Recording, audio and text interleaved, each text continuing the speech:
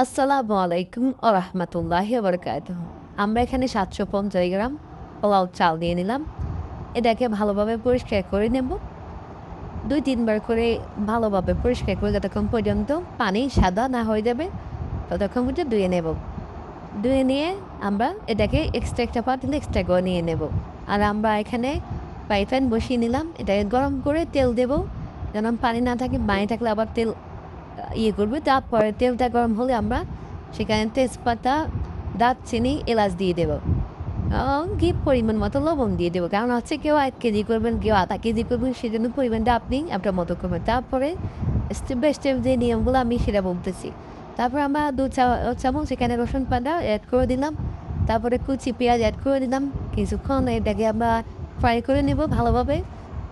ভালোভাবে বলতে কিছুটা রং চেঞ্জ হলেই হলুদ হয়ে আসলে দিয়ে দেবো।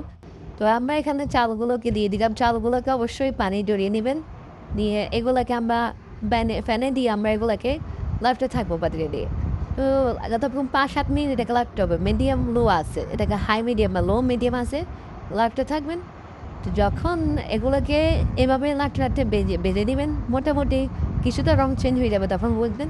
এক্সট্রা একটা পাতিলে গরম পানি বসিয়ে নেবেন। এই গরম পানিগুলো এখানে দিয়ে এখন মিডিয়াম হাই ফ্লেভারে আগুনটা দিবেন। ও গরম পানি এড করে একটু ভালোভাবে ৪-৫ টা নেড়ে চেড়ে নিবেন, যেন নিচে না বেজে যায়। তো এরকম ডেকে আপনি ডেকে দিবেন ১৫-২০ মিনিট। আপনি দেখবেন দেখে ১৫-২০ মিনিট পরে এটা উঠাইয়া একটু ভালো করে চালের দিকে একটু নেড়ে চেড়ে সাথে আপনি একটু দুধ ৪ চামচ বা ১ চা চামচ মিল্ক পাউডার এড করতে পারেন। আপনি আপনার ইচ্ছা অনুযায়ী এড করতে পারেন। না চাইলে নাও এড করতে পারেন, সমস্যা নাই। এখানে কাঁচামরিচ দিবেন, একটু জাল ফ্লেভার আসবে। কাঁচামরিচ এড করবেন এবং কি কাঁচামরিচ এই পোলাও গ্যানটাকে একটু ভালো করে তোলে। আর সাথে আমরা গাজর কুচি করে দিলাম। এটা আপনি দিলেও দিতে পারেন, না দিলেও সমস্যা নেই। এখানে এলাচ, এখানে দারচিনি, মিষ্টি, বাদাম এইগুলো অ্যাড করতে পারবেন আপনি চাইলে উপর দিয়ে। না করলে সমস্যা নেই। এগুলোকে একটু বেঁধে নিলে ভালো হয়। যদি বাদাম দেন, কিশমিশ দেন, বেঁধে নেবেন। তো এইভাবে লাইফতে থাকবেন, নেড়ে চেড়ে এগুলোকে একটু জলজলা করবেন। এভাবে একটু ৫ মিনিট ২ মিনিট পর একটু হালকা আছে, একেবারে হালকা আছে নেড়ে চেড়ে দিবেন। তাহলে জিনিসগুলো একেবারে জলজলা থাকবে, নিচে পোড়া যাবে না।